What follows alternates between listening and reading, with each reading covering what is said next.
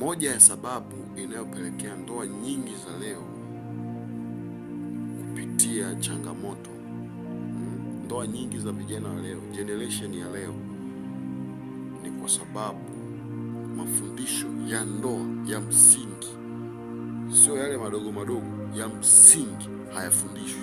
Yanayofundishwa ni yale madogo madogo. Naposema madogo madogo ni yale ya ukiwa mwanamke, ukiwa nyumbani nukia, vaa kanga moja, ukiwa mbele ya mume wako uwe umeoga, upakae poda, uwe umependeza.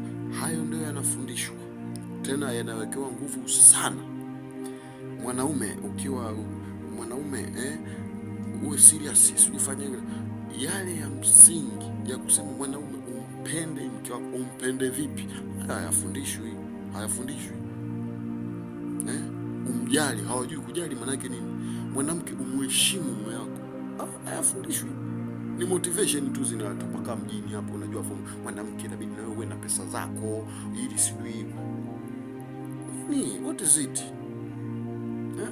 Fundisheni vijana wajue kabisa kwamba mwanamke ukishaingia kwenye ndoa, wewe uko chini ya mwanaume. Tell them, waambieni vijana, ambieni mabinti, ambieni vijana kwamba bwana, kumpenda ni hivi. Kristo alilipenda kanisa.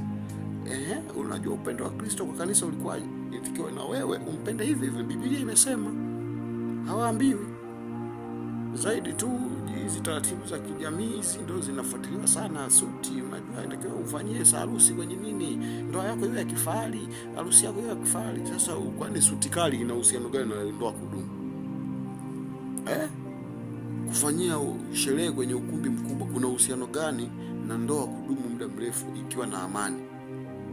Vitu watu wanafundishwa ambavyo havina msaada wowote kwenye uimara wa ndoa, kwenye kudumu kwa ndoa, havina uhusiano kabisa. Kwani kuvaa kanga moja na kudumu kwa ndoa kuna uhusiano gani? Uimara wa ndoa na kanga vinaenda na wapi na wapi?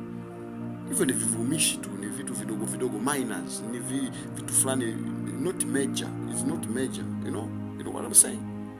Hebu turudi kwenye kufundisha misingi. Wanawake, heshimu mume, mtii mwanaume, umpende, umjali. Alafu watu mnakuja mnafundishana motivation. What is it? Migogoro ya ndoa haiji kuisha kwa mafundisho haya yanayoendelea sasa hivi.